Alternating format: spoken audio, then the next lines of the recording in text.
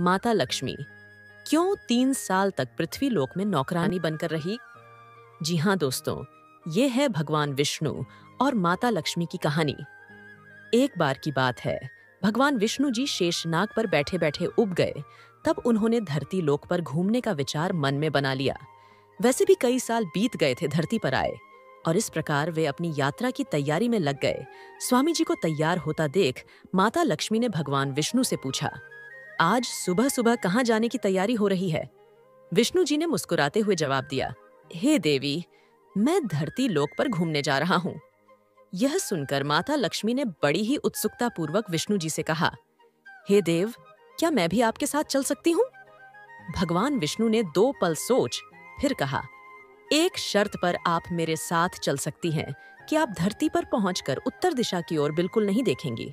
माता लक्ष्मी ने कहा, बस इतनी सी बात? तो ठीक है, मुझे आपका शर्त मंजूर है। इस प्रकार सुबह सुबह माता लक्ष्मी और भगवान विष्णु धरती लोक पहुंच गए। अभी सूर्य देवता निकल रहे थे। रात बरसात होकर हटी थी। चारों ओर हरियाली ही हरियाली थी। उस समय चारों ओर बहुत ही शांति और शुद्ध वातावरण था। धरती बहुत ही सुंदर दिख रही थी, जिसको देखकर माता लक्ष्मी मंत्रमुग्ध होकर धरती को देखने लगी। वह धरती को देखकर इतनी मंत्रमुग्ध थी कि वो भूल गई कि उसने पति को क्या वचन दिया था, और इस प्रकार चारों ओर देखती हुई कब उत्तर दिशा की ओर देखने लगी कि पता ही नहीं चला। उत्तर दिशा में माता लक्ष्मी को एक बहुत ही सुंदर फूलों का बगीचा नजर आया, और उस तरफ से भीनी भीनी खुशबू आ रही थी और बहुत ही सुंदर सुंदर फूल खिले थे।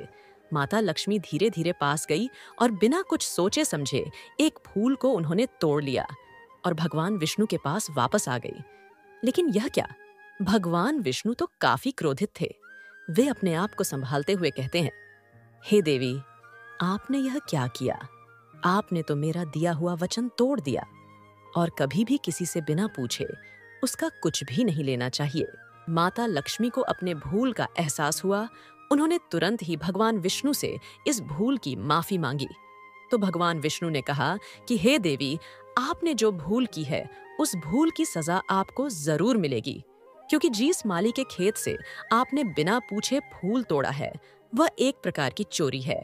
इसलिए अब आप 3 साल तक माली के घर में नौकरानी बनकर रहें। 3 साल बाद पुनः आपको बैकुंठ में वापस बुला लूंगा।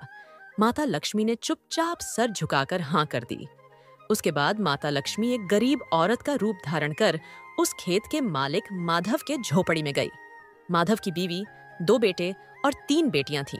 सभी उस छोटे से खेत में काम करके किसी तरह गुजारा किया करते थे। अचानक ही अपने झोपड़ी के द्वार पर एक साधारण और गरीब औरत को देखकर माधव ने पूछा, बेटी, आप कौन हो और इस समय आपको क्या चाहिए? तब माता लक्ष्मी ने कहा, मैं एक गरीब औरत हूँ। मेरी देखभाल करने वाला कोई नहीं है। मैंने कई दिनों से कुछ खाना नहीं खाया है। मुझे कोई भी काम दे दो, मैं आपके घर का भी काम कर दिया करूंगी। बस मुझे अपने घर में एक कोने में आसरा दे दो। माधव बहुत ही अच्छे दिल का इंसान था। उसे दया आ गई, लेकिन उसने कहा, बेटी, मैं तो बहुत ही गरीब हूँ। मेरी कमाई से मेरे घर का खर्च मुश्किल से चलता है, लेकिन अगर मेरी 3 की जगह 4 बेटियां होती तो भी मुझे गुजारा करना पड़ता। इसीलिए अगर तुम मेरी बेटी बनकर जैसा रूखा सूखा हम खाते हैं उसमें खुश रह सकती हो तो बेटी अंदर आ जाओ। माता लक्ष्मी ने माधव की बात सुनकर हामी भर दी और झोपड़ी के अंदर आ गई। इस प्रकार माता लक्ष्मी 3 साल तक उस माधव के घर पर नौकरानी बनकर रही। जिस दिन माता लक्ष्मी माधव के घर आई, उसके दूसरे ही दिन माधव को अपने फूलों से इतनी इनकम हुई कि उन्होंने शाम को एक गाय खरीद ली। फिर धीरे धीरे माधव ने काफी जमीन खरीद ली और सबने अच्छे अच्छे कपड़े भी बनवा लिए और फिर एक पक्का घर भी बनवा लिया। इस प्रकार देखते ही देखते माधव एक धनवान व्यक्ति बन गया। माधव हमेशा सोचता रहता था कि मुझे यह सब धन संपत्ति इस औरत के आने के बाद ही मिला है। इस बेटी के रूप में मेरी किस्मत आई है। इस प्रकार समय बीतने लगा।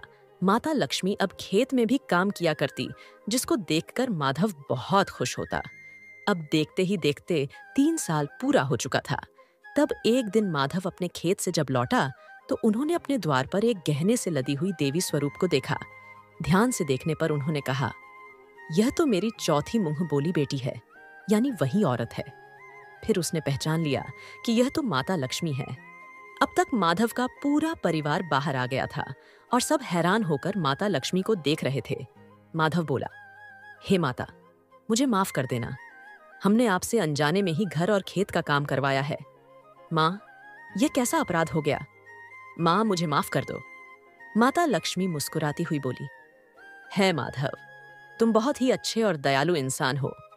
तुमने मुझे अपनी बेटी की तरह रखा, अपने परिवार का सदस्य बनाया।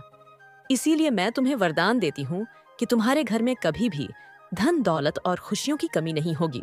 तुम्हें वो सारे सुख मिलेंगे जिसका हकदार तुम हो। ये कहकर माता लक्ष्मी भगवान विष्णु के द्वारा भेजे गए रथ में बैठकर बैकुंठ चली गई। तो दोस्तों, यह थी आज की कहानी। कहानी अगर अच्छी लगी हो तो इसे लाइक और शेयर जरूर करें, और चैनल पर नए हैं तो चैनल को सब्सक्राइब करना ना भूलें। मिलते हैं अगले वीडियो में। धन्यवाद। आपका दिन शुभ हो।